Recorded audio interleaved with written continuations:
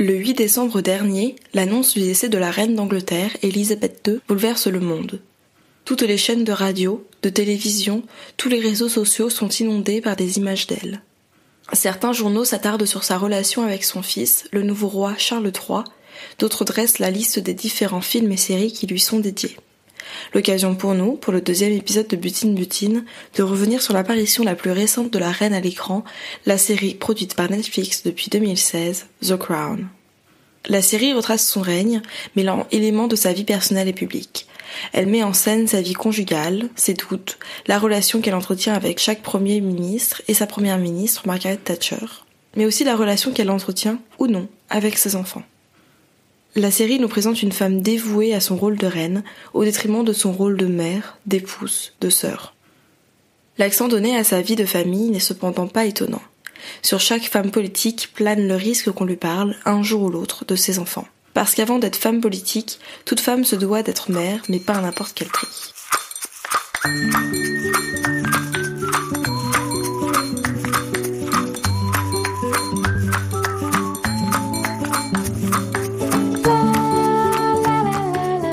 Butine, épisode 2, être mère de la nation ou mère de ses enfants, par Clémence Chantatso.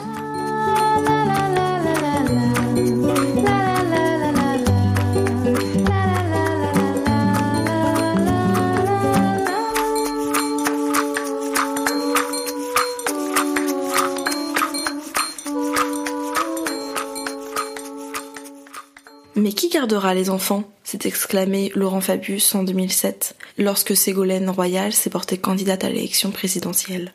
Cette dernière avait plus tard déclaré qu'il n'était pas juste qu'on lui pose cette question, tandis que jamais les médias n'avaient fait référence aux enfants de Nicolas Sarkozy, le candidat adverse. Si la question se pose, c'est bien parce que les femmes portent à ce jour le plus clair de la charge mentale d'un foyer, et qu'il semble presque impensable qu'un autre schéma familial soit envisageable. Mais si, vous savez, celui où les parents se partagent la charge mentale, voire même celui où l'homme s'occupe du foyer pendant que la femme fait carrière.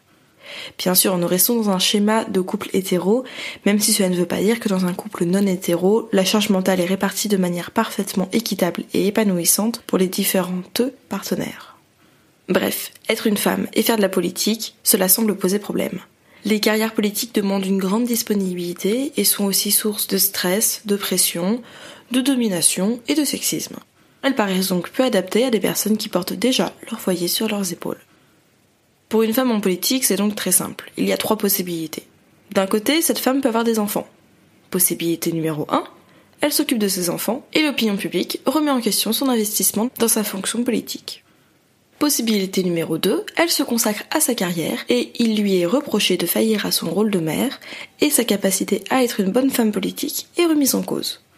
De l'autre côté, si la femme n'a pas d'enfant, nous arrivons à la possibilité numéro 3, où son absence de maternité est largement médiatisée, voire jugée suspecte ou dangereuse, comme si le fait de ne pas avoir d'enfant privait cette femme politique d'une empathie maternelle et suggérait une vie peu conventionnelle.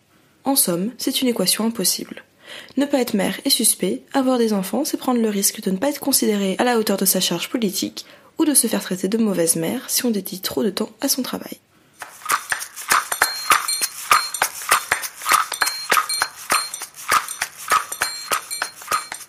Mais alors, comment représente-t-on les femmes politiques et leur maternité dans les séries ? Ici, je vais parler de femmes politiques au sens large, puisque je vais parler de la reine d'Angleterre. Si elle n'avait pas réellement de pouvoir politique, elle était tout de même, symboliquement, à la tête de l'État britannique et du Commonwealth. De plus, je tiens à préciser que ce sujet est tellement vaste qu'il n'est même pas envisageable que je puisse parler de tout dans cet épisode.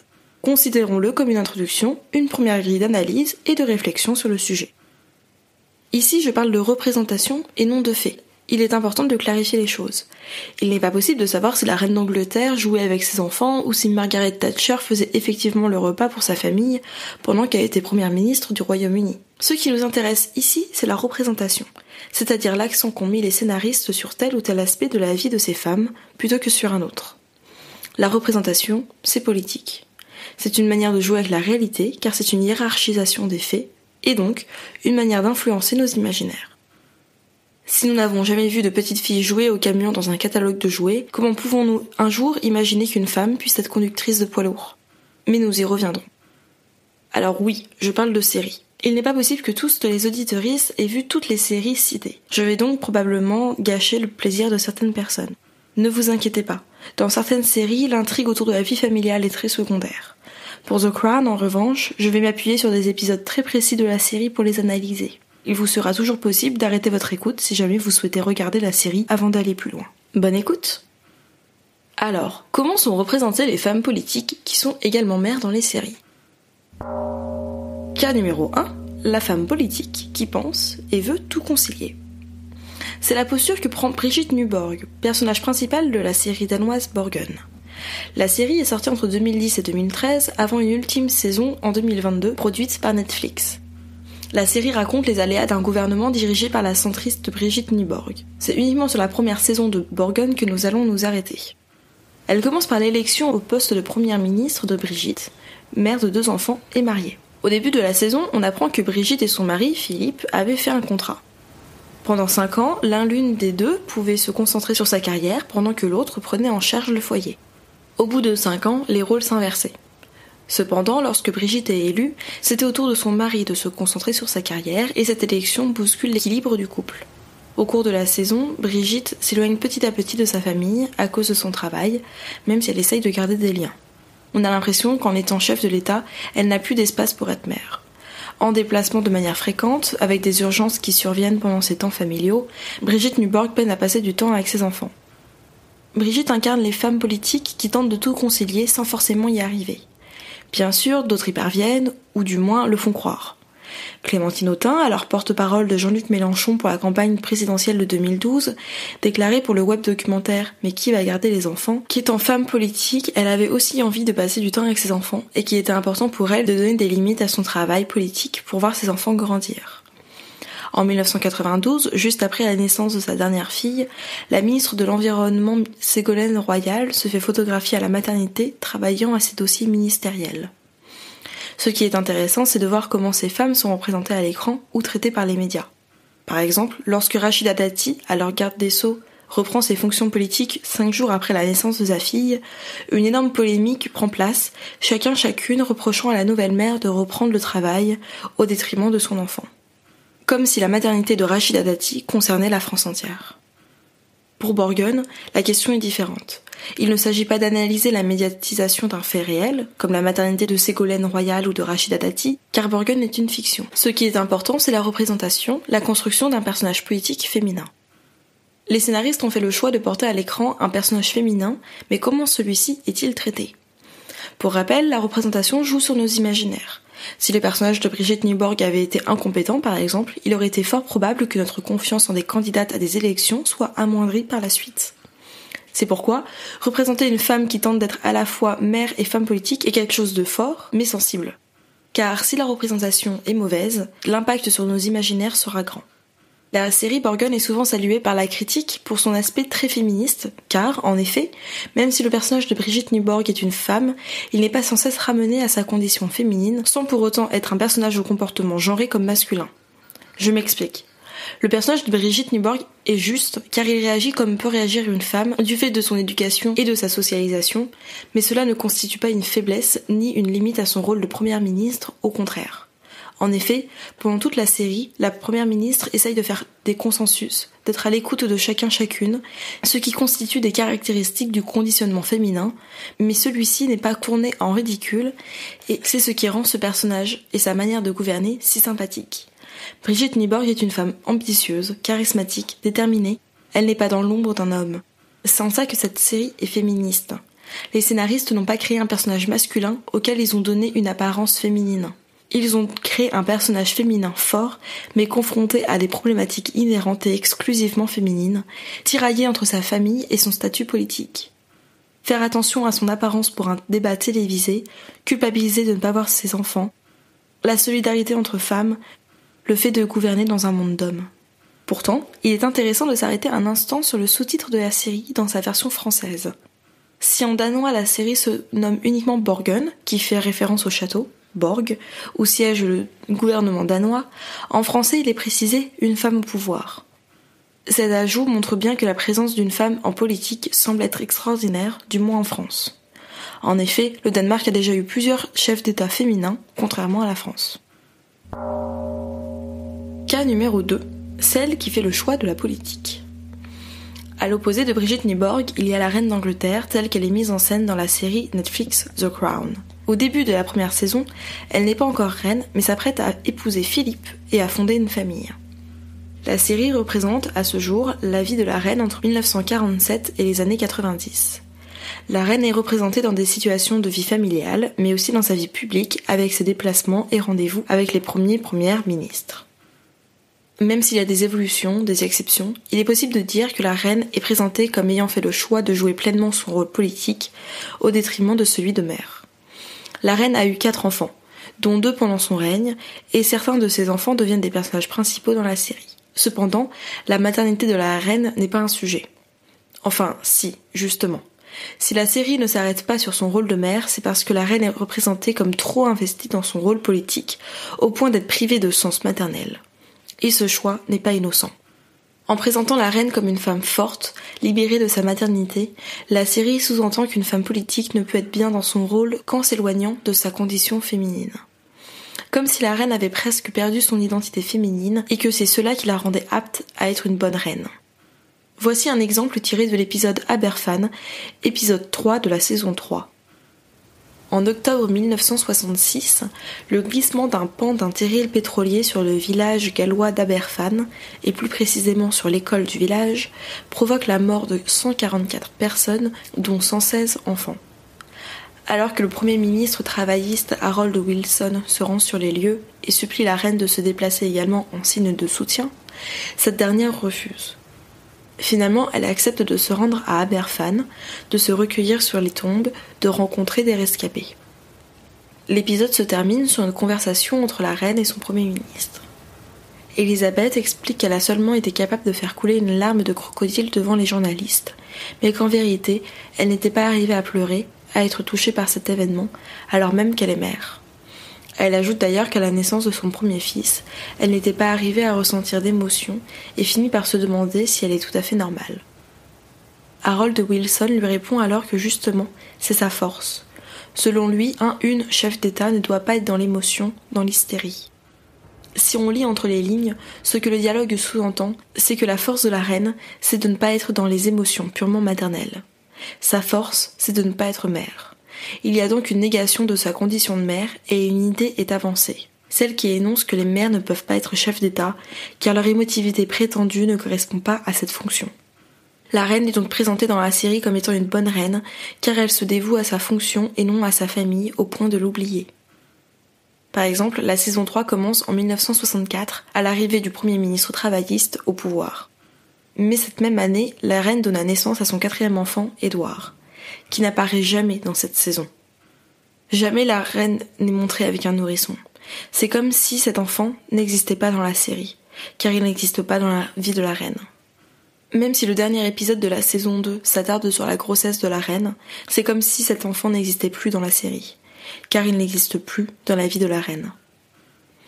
Attention, je parle de représentation et non de faits. Bien sûr, nous pouvons supposer que la naissance du prince Édouard n'a pas été sans importance pour la reine. Mais la série voulant nous présenter une reine détachée de sa maternité, cette naissance n'est pas seulement secondaire, mais invisible. Le thème de la maternité de la reine est alimenté par l'arrivée d'un autre personnage de mère dans la série, Margaret Thatcher, notre cas numéro 3. Cas numéro 3, celle que la maternité rattrape. La saison 4 de The Crown est marquée par l'arrivée au poste de première ministre de Margaret Thatcher en 1979.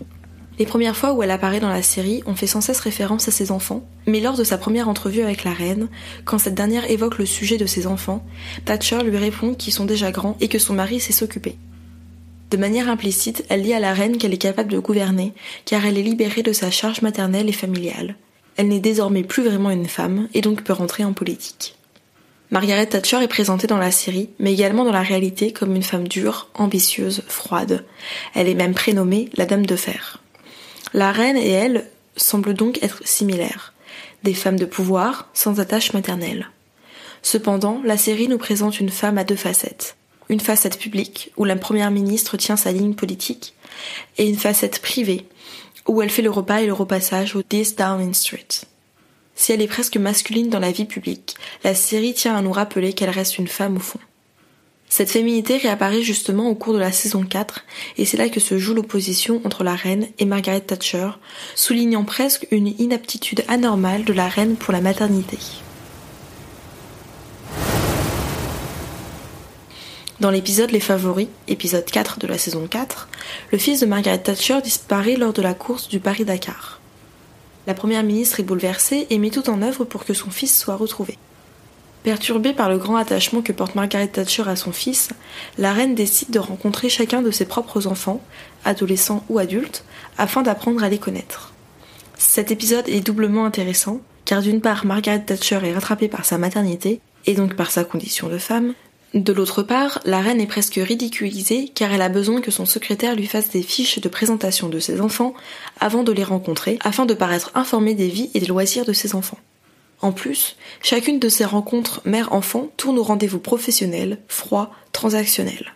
Rien de bien maternel. La maternité de Margaret Thatcher, qui finit par la rattraper, met en avant l'absence de sentiment maternel de la reine, car cette absence devient problématique. Comment une mère peut-elle si peu s'intéresser à ses enfants ? Ce comportement est anormal et la série se charge bien de nous le faire comprendre. Une femme, qu'elle soit reine, première ministre ou tout à fait ordinaire, doit s'occuper de ses enfants. Bon, ça fait 5 minutes que je dis que dans cet épisode de la saison 4, la maternité de Margaret Thatcher revient à grands pas, bouleversant l'équilibre public-privé que la première ministre s'attachait tant à conserver. Pourquoi est-ce que je dis ça ? Reprenons l'histoire de l'épisode.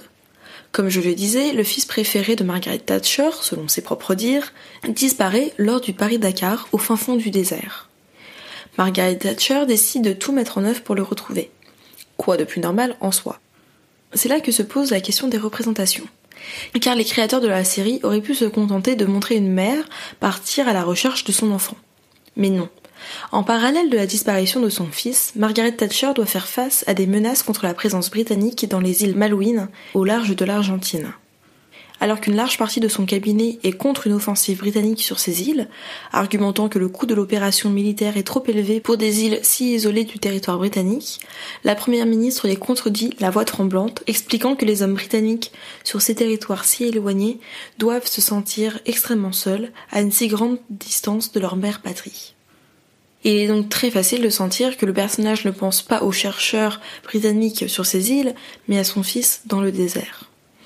La vie privée a pris le dessus de la vie politique.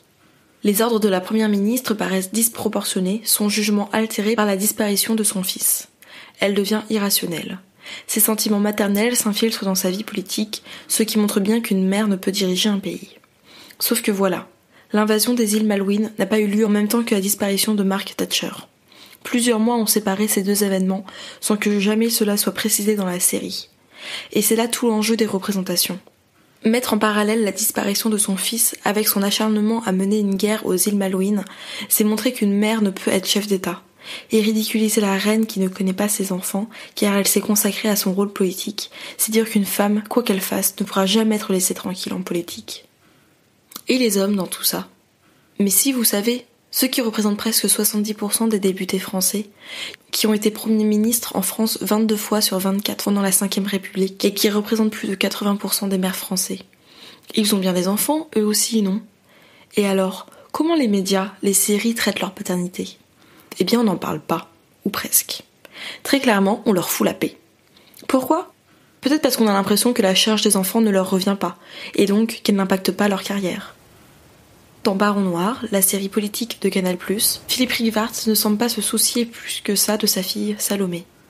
Par exemple, dans le premier épisode de la série, le personnage de Philippe arrive chez lui en pleine nuit. Il est étonné d'y voir sa fille, on comprend alors qu'il est séparé de la mère de Salomé et que celle-ci en a la charge. Philippe ne dit pas bonjour à sa fille, n'a pas de douceur pour elle, et lui demande rapidement ce qu'elle fait là. Philippe Rivart n'est pas décrit comme un père. Bien sûr, cela fait partie de son personnage cynique et détaché de tout affect. Cependant, à aucun moment cela lui est reproché dans la série. Même en étant père, Philippe Rivart agit comme un homme politique envers sa fille. Il l'utilise à ses fins politiques, sans rien d'affectueux. Salomé demande des nouvelles de son père à son adjointe à la mairie, ce qui montre bien qu'il parvient sans problème à oublier sa fille, sans culpabilité. Le personnage de Salomé ne sert pas à montrer comment un homme politique peut être tiraillé entre sa vie familiale et politique. Il personnifie seulement la jeunesse de la gauche dans la série. Petite précision, Le personnage de Philippe est tiraillé entre sa vie personnelle et professionnelle, mais cette vie personnelle ne tourne pas autour de sa fille, mais de son amante. Si pour une femme, la vie personnelle se doit d'être familiale, pour un homme, elle peut être essentiellement constituée de relations sexuelles.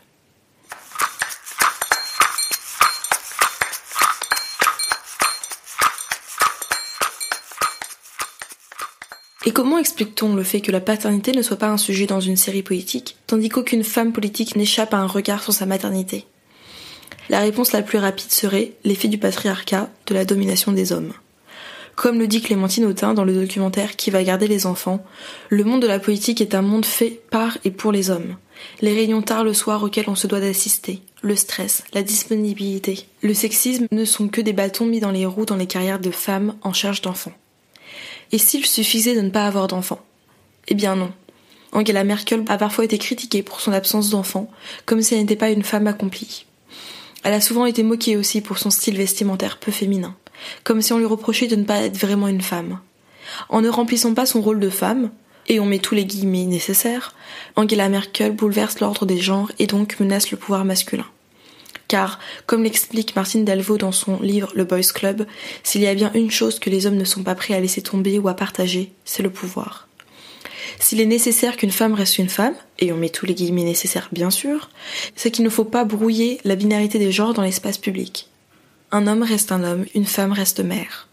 Il est donc impensable d'avoir une femme politique sans enfant, car elle serait jugée masculine et mettrait en danger la domination des hommes politiques. Une autre solution pour les femmes politiques est de mettre en avant leur féminité, de jouer là-dessus, de l'assumer, comme a pu le faire Ségolène Royal, même si cela a pu être un frein à sa carrière. D'autres femmes, comme la première ministre finlandaise, Sanna Marin, réussissent mieux ce pari, même si les médias parviennent toujours à lui trouver des choses à redire, comme lorsqu'elle a été filmée en train de faire la fête. Ainsi, on ne laisse jamais tranquille les femmes politiques. Pour finir cet immense épisode de Butine, on peut dire que la représentation des femmes politiques est un réel enjeu et qu'il joue sur leur crédibilité dans la vie politique réelle. La maternité des femmes n'est pas le cœur du problème, c'est bien l'accessibilité des femmes à la scène politique qui est en danger. S'il suffisait que des femmes politiques n'aient pas d'enfants ou la charge de leurs enfants pour qu'elles accèdent à des postes importants, cela se saurait. La maternité est l'incarnation de la féminité, même si les hommes trans peuvent être enceints, et même si le fait d'avoir porté des enfants ne détermine absolument pas la parentalité d'une personne, et elle cristallise le sexisme de la classe politique. Bien sûr, il existe des exceptions, comme la nouvelle génération politique, notamment dans les pays nordiques, et la série Borgen, nordique également, qui reste une excellente série politique dont on doit saluer la justesse et l'influence de sa personnage principale, Brigitte Nyborg.